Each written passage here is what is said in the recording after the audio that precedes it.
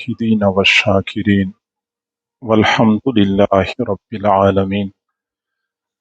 اللهم صل على سيدنا محمد وعلى آل سيدنا محمد وبارك وسلم.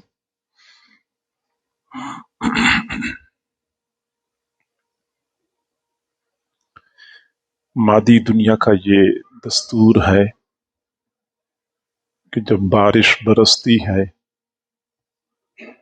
تو یکدم آسمان سے نازل نہیں ہوتی، بلکہ بارش شروع ہونے سے پہلے ٹھنڈی ہوائیں چلنا شروع ہو جاتی ہیں،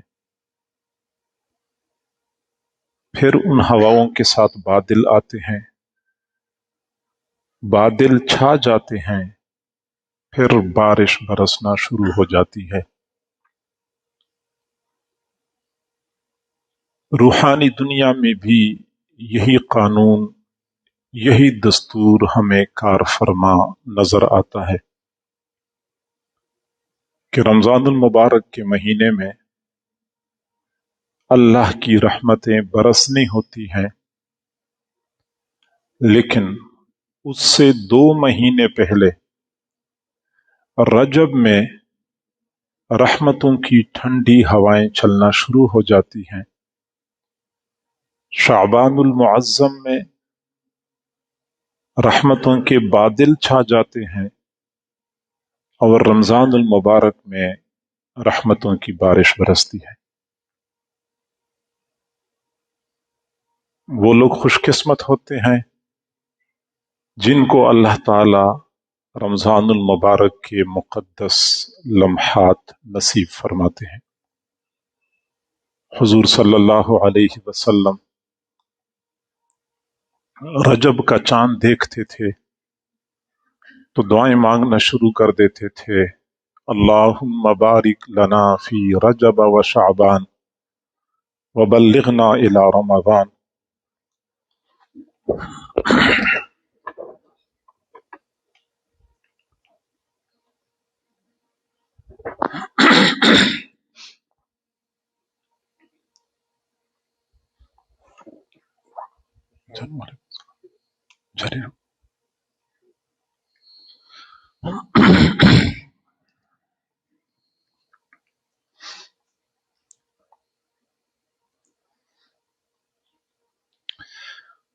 حضور صلی اللہ علیہ وسلم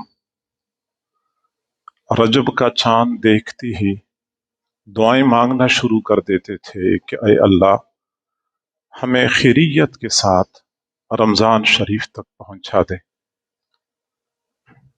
رمضان المبارک کا مہینہ ملنا یہ اتنی بڑی سعادت کی بات ہے کہ سلف صالحین میں اگر کبھی 2 بندوں کا یہ موازنہ کرنا ہوتا تھا کہ کون زیادہ فضیلت والا ہے، تو یہ دیکھتے تھے کہ کس بندے کو زندگی میں زیادہ رمضان شریف نصیب ہو چکے ہیں۔ تو جس کو زیادہ رمضان شریف نصیب ہوئے ہوں گے تو وہ زیادہ فضیلت والا ہوگا، وہی لوگ خوش قسمت ہوتے ہیں جو یہ مقدس لمحات پا لیتے ہیں اور ان لمحات کی قدر کرتے ہیں۔ رمضان المبارک کے آنے سے پہلے بندے جس قدر بے تابی اور بے قراری کا مظاہرہ کرتے ہیں، اتنا ہی رمضان المبارک کی برکات میں سے وافر حصہ ان کو ملتا ہے۔ حضرت عائشہ صدیقہ رضی اللہ تعالی عنہ فرماتی ہیں کہ حضور صلی اللہ علیہ وسلم شعبان المعظم کے دن جس اہتمام سے گنتے تھے، کسی اور مہینے کے دن اس قدر اہتمام سے نہیں گنتے تھے، اور شعبان کے دن اہتمام سے گننا یہ حقیقت میں رمضان المبارک کے لیے شدید انتظار اور رغبت کی وجہ سے ہوا کرتا تھا۔ آج 1 شعبان ہے، گویا کہ رمضان شریف میں 29 دن باقی ہیں۔ آج 2 شعبان ہے، رمضان شریف میں 28 دن باقی ہیں۔ آج 3 شعبان ہے، رمضان شریف میں 27 دن باقی ہیں. اسی طرح ایک ایک دن گن گن کے رمضان المبارک کی آمد کا انتظار کیا کرتے تھے.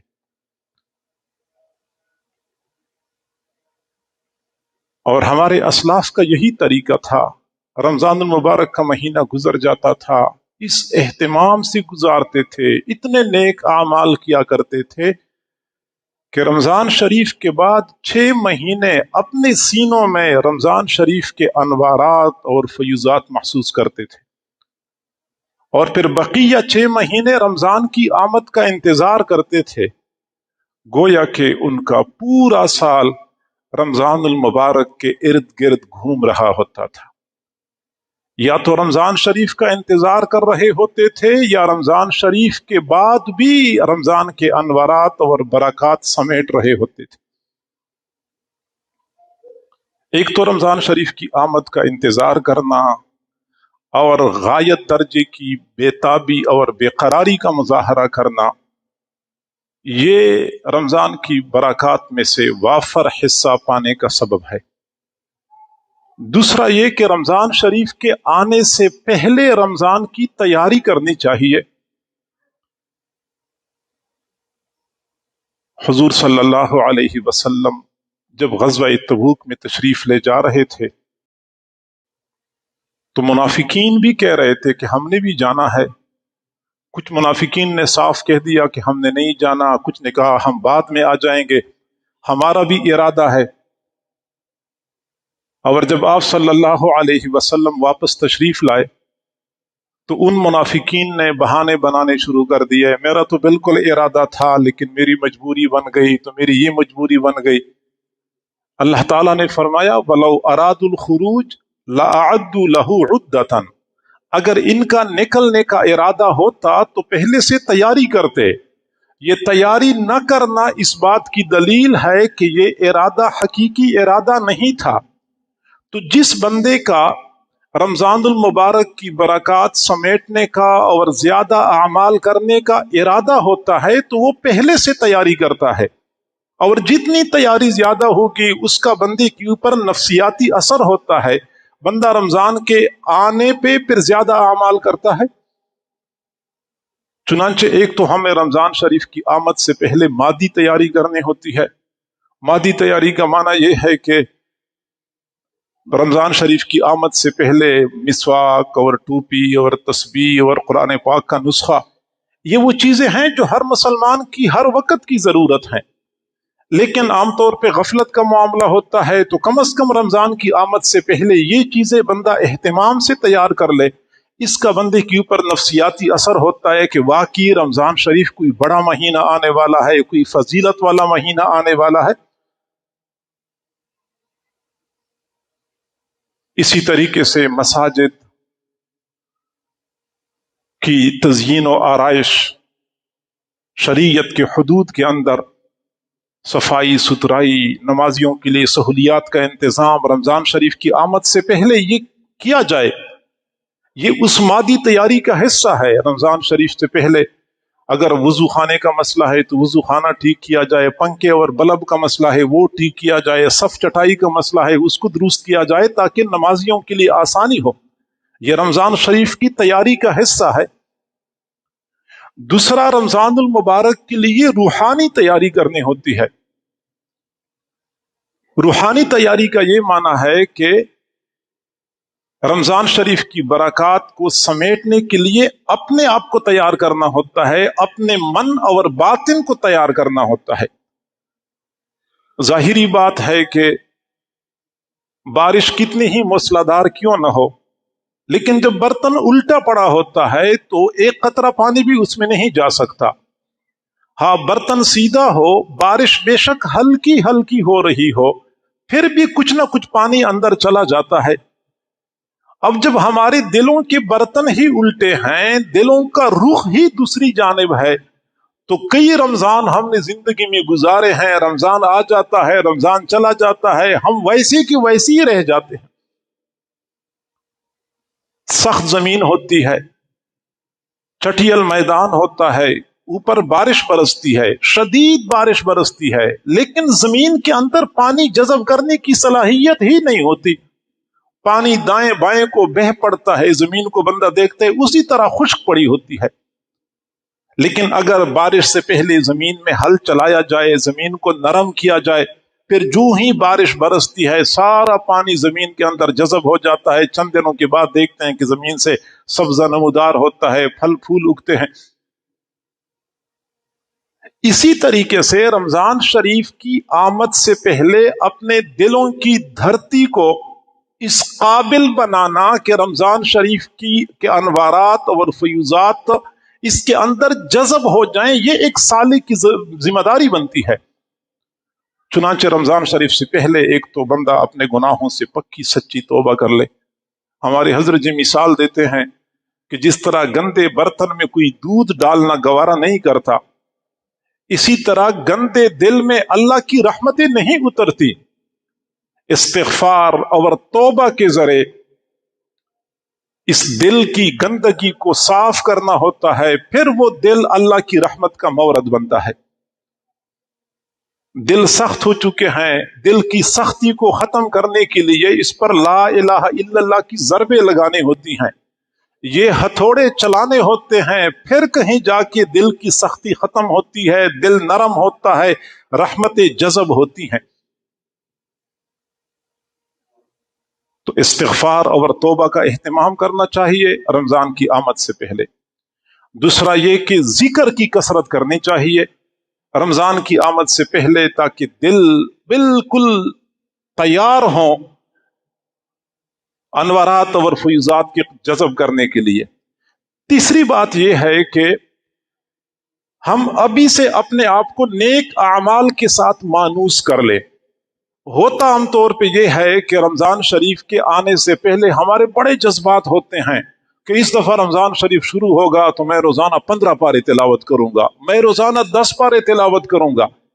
لیکن صورتحال یہ بن جاتی ہے کہ یکم رمضان کو جب ہم قرآن کھول کے تلاوت شروع کر دیتے ہیں تو ابھی ایک پاؤ تلاوت کی ہوتی ہے کہ کبھی گردن میں درد تو کبھی کمر میں درد، پھر دائیں بائیں دیکھنا شروع ہو جاتے ہیں کہ 10 پارے میں کیسے پڑھوں گا۔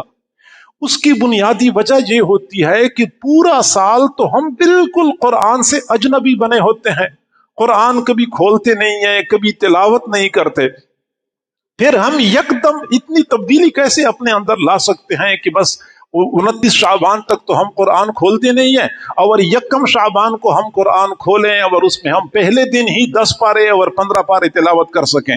یہ نہیں ہو سکتا۔ پہلے سے بندہ اپنے آپ کو نیک اعمال کے ساتھ مانوس کرے۔ ابھی سے پورا سال ہمیں تلاوت کرنی چاہیے تھی، لیکن اگر پورا سال ہم تلاوت نہیں کرتے رہے، غلطی کی ہم نے، تو ابھی سے ہم تلاوت شروع کر دیں۔ آج ایک بندہ 1 پارہ تلاوت کر لے، 1.5 پارہ تلاوت کر لے، اگلے دن 2 پارے کر لے، اگلے دن 2.5 پارے کر لے۔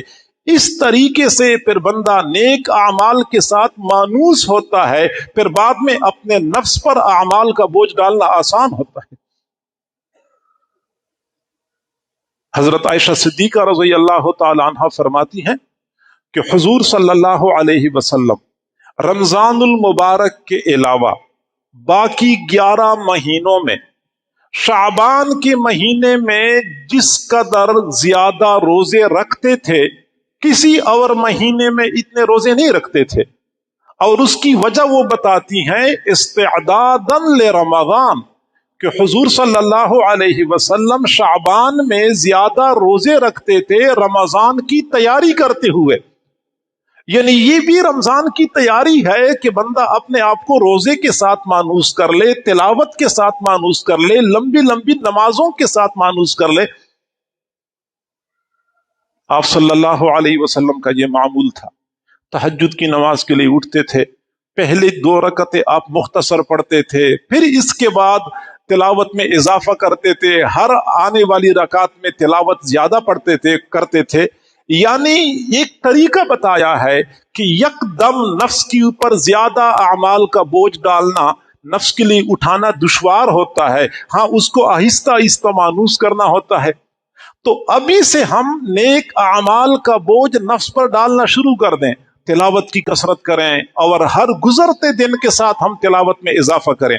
ابھی تک ہم صرف فرض نماز پہ اکتفا کر رہے تھے، اب ہم اشراق، چاشت، اوابین کا اہتمام کریں، تہجد کا اہتمام کریں، اس طریقے سے ہم مانوس ہوں گے. جو ہی رمضان شریف شروع ہوگا تو ہمارے لیے زیادہ اعمال کرنا، زیادہ تلاوت کرنا دشوار نہیں ہوگا.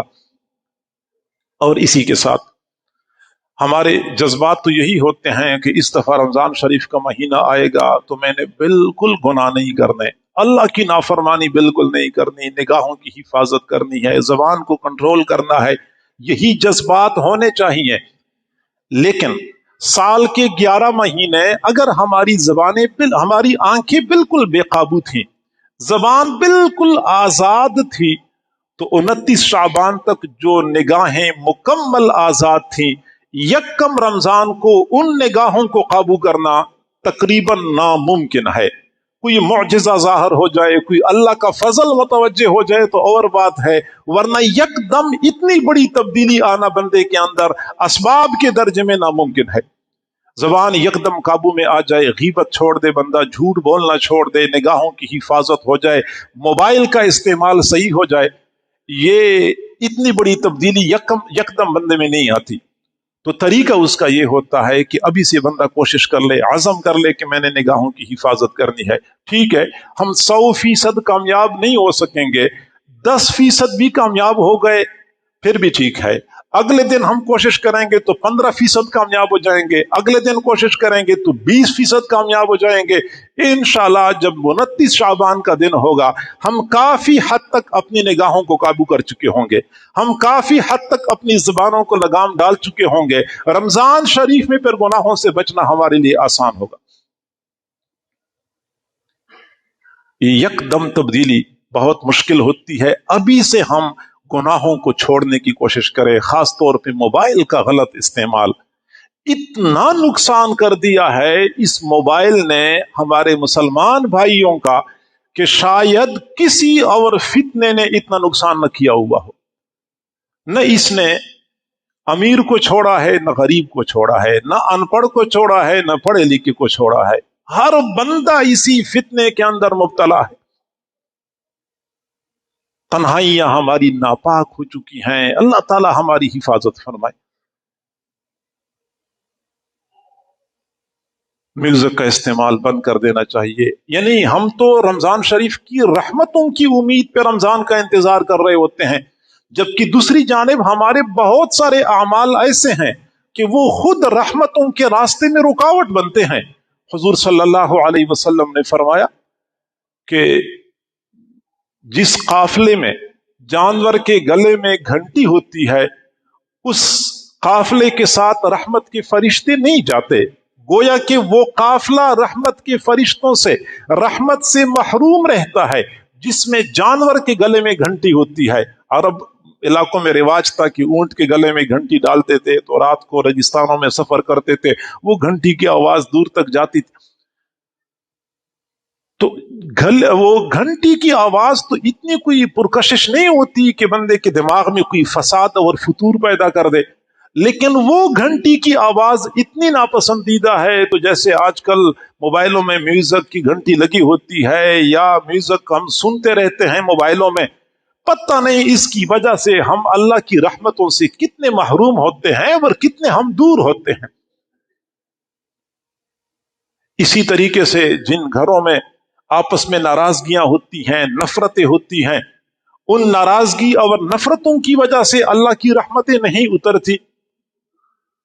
15 شعبان کی رات گزر گئی. حضور صلی اللہ علیہ وسلم نے فرمایا کہ اس رات میں بنو کلب قبیلے کی بھیڑ بکریوں کے بالوں کے برابر گناہگاروں کی بخشش ہوتی ہے.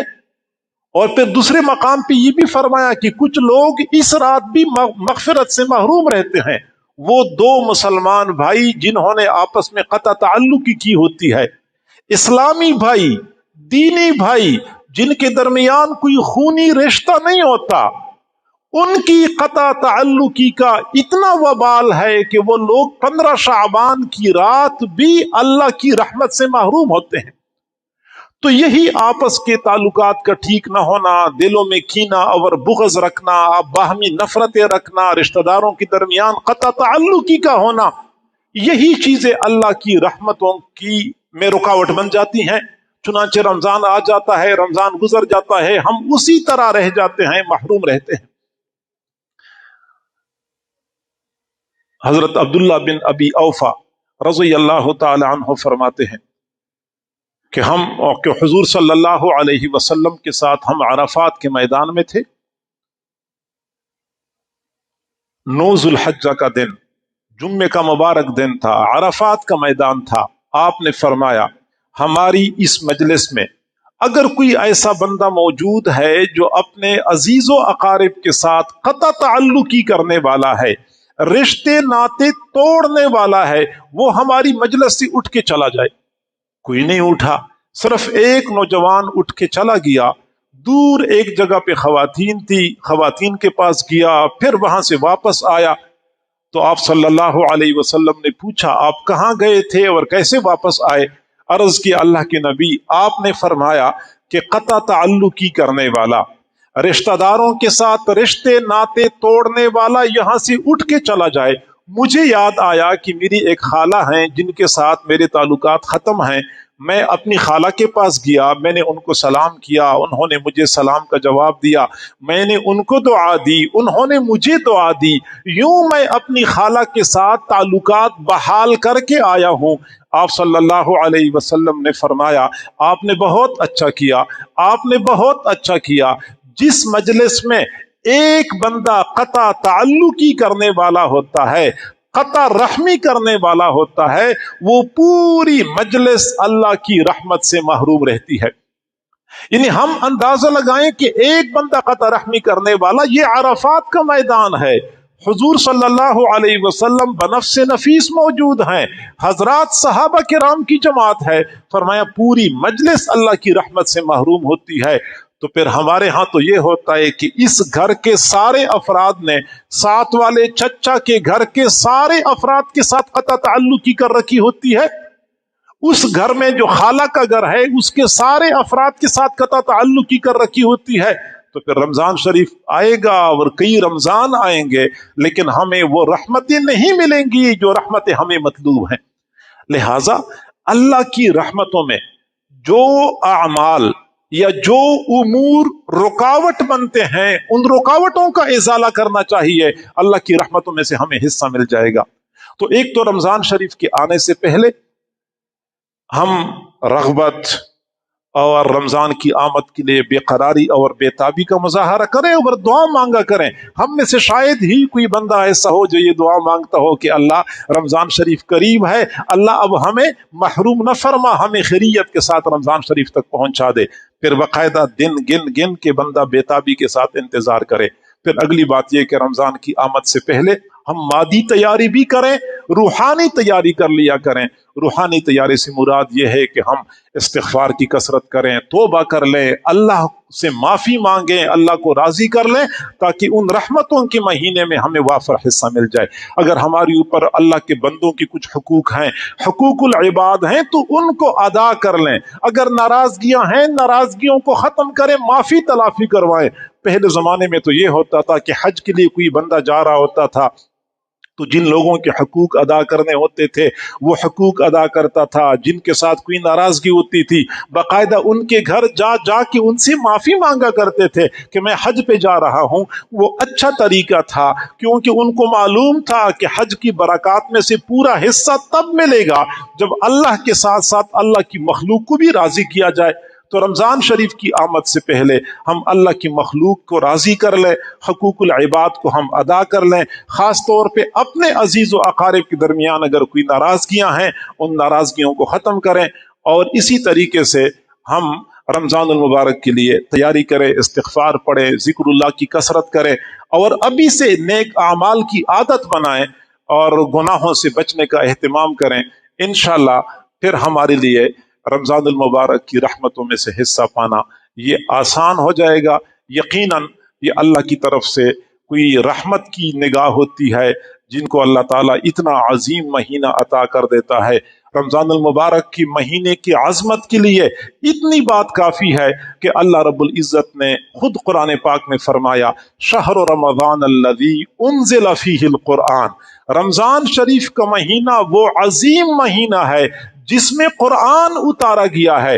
گویا کہ اللہ رب العزت نے سال کے 12 مہینوں میں سے رمضان شریف کا انتخاب کیا ہے قرآن کی اتارنے کے لیے، قرآن کے نازل کرنے کے لیے. معلوم ہوتا ہے کہ یہ عظیم ترین مہینہ ہے. اللہ تعالی ہم سب کو خیریت اور عافیت کے ساتھ رمضان شریف تک پہنچا دے، اور ہمیں رمضان شریف کی برکات میں سے، رحمتوں میں سے وافر حصہ نصیب فرمائے، اور ہمیں زندگی میں بار بار ایسے رمضان نصیب فرمائے.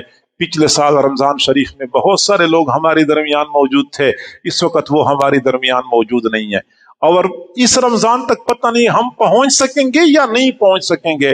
لیکن اگر اللہ نے اپنے فضل اور کرم سے ہمیں رمضان تک پہنچایا، پھر ہم یوں سمجھے کہ جیسا کہ یہ میری زندگی کا آخری رمضان ہو، پتہ نہیں اگلا رمضان ہمیں نصیب ہوگا یا نہیں ہوگا. رمضان شریف میں بندہ نیک اعمال کرتا ہے، نیک اعمال کی تھکاوٹ ختم ہو جاتی ہے، لیکن نیک اعمال سے ملنے والا اجر اور ثواب بندے کے اعمال نامے میں محفوظ ہوتا ہے، اور یہی ثواب پھر قیامت کے دن ہمارے لیے کامیابی کا ذریعہ بنے گا. اللہ تعالی ہم سب کو سمجھنے اور عمل کرنے کی توفیق عطا فرمائے.